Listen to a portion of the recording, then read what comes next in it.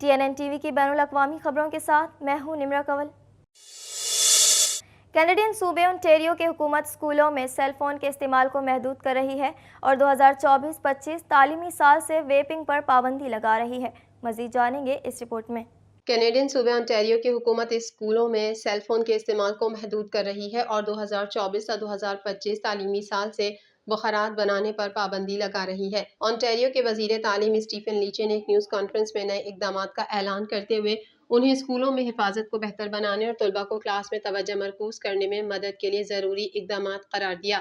انہوں نے کہا، ہر والدین اور استاد جن سے ہم بات کرتے ہیں انہوں نے ہمارے نوجوانوں میں اسکولوں میں بخارات کے پریشان کن اضافے کے علاوہ تدریسی وقت کے دوران کلاس میں سیل فون کے خلفشار کے بڑھتے ہوئے مسئلے کو شیئر کیا ہے۔ ہمیں جرأت مند ہونے کی ضرورت ہے، ہمیں جامع ہونے کی ضرورت ہے اور آج ہمیں فوری طور پر کام کرنے کی ضرورت ہے۔ اگلے تعلیمی سال کے آغاز سے کنڈرگارٹن سے گریڈ 6 کے طلباء کو پورے اسکول کے دن فون کو سائلنٹ اور نظروں سے دور رکھنے کی ضرورت ہوگی جب تک کہ کسی معلم کی طرف سے واضح طور پر اجازت نہ دی جائے، جبکہ گریڈ 7 سے 12 کے طلباء پر کلاس کے وقت سیل فونز پر پابندی لگائیں گے۔ سیل فون کے استعمال کو محدود کرنے کے ساتھ ساتھ صوبہ تمام تمباکو، نیکوٹین اور بھنگ کی مصنوعات کے ساتھ ساتھ اسکولوں میں ویپنگ پر بھی پابندی لگائے گا۔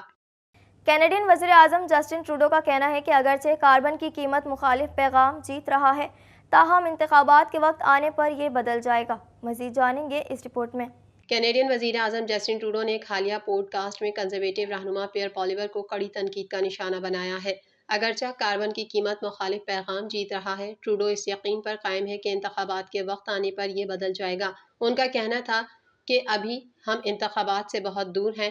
لوگوں کے لیے مختلف چیزوں کے ایک پورے گروپ کے بارے میں مایوس ہونا آسان ہے۔ لیڈر کے طور پر میرا انتخاب یہ ہے، ٹھیک ہے، کیا میں اس کے سامنے جھک جاؤں، حالانکہ مجھے لگتا ہے کہ یہ غلط ہے۔ کینیڈین وزیر اعظم کا کہنا تھا کہ ہم نے اصل میں ایک ہی وقت میں کاربن کی چھوٹ میں اضافہ کیا۔ جب گیس کی قیمت میں 20 سینٹ کا اضافہ ہوتا ہے تو لوگ کہتے ہیں، اوہ، یہ کاربن ٹیکس ہے، اس کے باوجود کہ یہ صرف 3 سینٹ کا ہے۔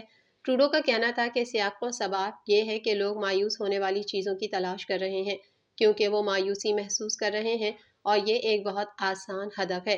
میرے خیال میں لوگوں کا اس بارے میں پریشان ہونا غلط ہے۔ انہوں نے کہا کہ جمہوریت یقینی طور پر خطرے میں ہے۔ ٹروڈو نے کہا کہ کینیڈینوں کو اگلے 1.5 سال میں یہ انتخاب کرنا ہوگا کہ ہم کس قسم کے ملک میں ہیں۔ ٹروڈو نے آگے کہا، کیا آپ غصے، تقسیم اور خوف کو بڑھانے کے راستے پر گامزن ہیں؟ حکومت راستے سے ہٹ جاتی ہے اور لوگوں کو اپنا دفاع کرنے دیتی ہے۔ کینیڈا میں خالصہ ڈے کی تقریبات کا انعقاد کیا گیا جس میں کینیڈین وزیر اعظم جسٹن ٹروڈو اور اپوزیشن لیڈر نے شرکت کی۔ مزید احوال اس رپورٹ میں۔ کینیڈین وزیر اعظم جسٹن ٹروڈو کی موجودگی میں خالصتان زندہ باد کے نعرے لگ گئے۔ کینیڈا بھر میں سکھوں کی خالصتان تحریک نے زور پکڑ لیا ہے اور خالصہ ڈے کی تقریب میں کینیڈین وزیر اعظم جسٹن ٹروڈو اور اپوزیشن لیڈر نے بھی شرکت کی۔ تفصیلات کے مطابق کینیڈا میں خالصہ ڈے کی تقریبات کا انعقاد کیا گیا جس میں کینیڈین وزیر اعظم جسٹن ٹروڈو اور اپوزیشن لیڈر نے شرکت کی۔ تقریب کی خاص بات یہ تھی کہ اس میں کینیڈا کے وزیر اعظم جسٹن ٹروڈو نے اپوزیشن لیڈر کے ہمراہ نہ صرف شرکت کی بلکہ پنجابی میں نعرے بھی لگائے۔ اس موقع پر جسٹن ٹروڈو نے سکھوں کو بیساکھی کے تہوار کی مبارکباد دی اور کینیڈا میں رہنے والے سکھ شہریوں کو خراج تحسین پیش کرتے ہوئے امرتسر سے کینیڈا کے لیے پروازوں میں اضافہ کرنے کی نوید بھی سنائی۔ جسٹن ٹروڈو نے کہا، کینیڈا بھر میں خالصہ ڈے تقریبات میں آپ کے ساتھ شریک ہیں، سکھوں کی عبادت گاہوں اور کمیونٹی سینٹرز کی سیکیورٹی یقینی بنائیں گے۔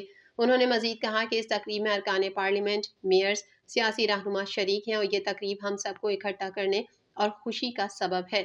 کینیڈین سکھوں نے ہردیپ سنگھ نجر کے قتل پر بھارتی قیادت کے خلاف نعرے لگائے۔ کینیڈین سکھوں نے آزاد خالصتان کے حق میں نعرے بازی بھی کی۔ کینیڈا کے مختلف شہروں میں خالصہ ڈے کے موقع پر سکھ برادری نے بھارت سے آزادی کا مطالبہ کر دیا۔ کینیڈین سکھوں کی بڑی تعداد نے آزاد خالصتان کی حمایت کر دی۔ ہردیپ سنگھ نجر کے قتل میں بھارتی حکومت ملوث ہے۔ ہردیپ سنگھ نجر کے قتل کے بعد کینیڈا اور بھارت کے تعلقات شدید کشیدگی کا شکار ہوئے تھے۔ کینیڈین وزیر اعظم پارلیمان کے فلور پر بھارت کو کینیڈین شہری کے قتل کا ذمہ دار قرار دے چکے ہیں۔ امریکی وزیر خارجہ انٹونی بلنکن غزہ کی صورتحال پر عرب ممالک کے رہنماؤں سے ملاقات کے لیے سعودی عرب کے دورے پر ریاض پہنچ گئے۔ مزید جانیں گے اس رپورٹ میں۔ امریکی وزیر خارجہ انٹونی بلنکن غزہ کی صورتحال پر عرب ممالک کے رہنماؤں سے ملاقات کے لیے سعودی عرب کے دورے پر ریاض پہنچ گئے، جبکہ غزہ کے مظلوم شہریوں پر صہیونی فوج کی جانب سے رات کی تاریکی میں بھی حملوں کا سلسلہ جاری رہا۔ گزشتہ 24 گھنٹوں میں مزید 66 فلسطینی شہید ہو گئے۔ میڈیا رپورٹ کے مطابق امریکی وزیر خارجہ انٹونی بلنکن مشرق وسطیٰ کے دورے کے پہلے مرحلے پر سعودی عرب کے دارالحکومت ریاض پہنچ گئے، جہاں وہ قطر، مصر، سعودی عرب، متحدہ عرب امارات اور اردن کے ہم منصبوں سے ملاقات کریں گے۔ امریکی وزارت خارجہ کے ایک سینئر اہلکار کے بقول ان ملاقاتوں میں اسرائیل حماس جنگ ختم ہونے کے بعد غزہ میں نئی حکومت کے قیام سمیت دیگر مسائل پر بات چیت کی جائے گی۔ اینٹونی بلنکن اس ہفتے کے آخر میں اسرائیل جائیں گے اور وزیر اعظم بنجمن نیتن یاہو پر سنگین انسانی صورتحال کو بہتر بنانے کے لیے دباؤ ڈالیں گے۔ بعد ازاں امریکی وزیر خارجہ اینٹونی بلنکن مشرق وسطیٰ کی صورتحال پر عرب ممالک اور یورپی ممالک کو ایک جگہ جمع کریں گے تاکہ غزہ میں تباہ عمارتوں اور انفراسٹرکچر کی تعمیر نو میں مدد کی جا سکے۔ یاد رہے کہ غزہ میں حماس کی حکومت کو ختم کر کے نئی حکومت کے قیام کے بیشتر آپشنز پر کئی مہینوں سے بات چیت جاری ہے، تاہم اب تک کسی ایک پر اتفاق نہیں کیا جا سکا ہے۔ دوسری جانب حماس نے کسی بھی غیر جمہوری کو ماننے سے انکار کرتے ہوئے کہا کہ غزہ کے عوام کسی پیراشوٹ حکومت کو قبول نہیں کریں گے، حماس بھی صرف عوام کا فیصلہ تسلیم کرے گی۔ اسرائیلی جارحیت کا نشانہ بننے والے غزہ کے فلسطینیوں سے اظہار یکجہتی کے لیے امریکی یونیورسٹیز میں جاری احتجاج میں تیزی سے شدت آ رہی ہے۔ میڈیا رپورٹ کے مطابق 18 اپریل سے شروع ہونے والے ان احتجاجی مظاہروں میں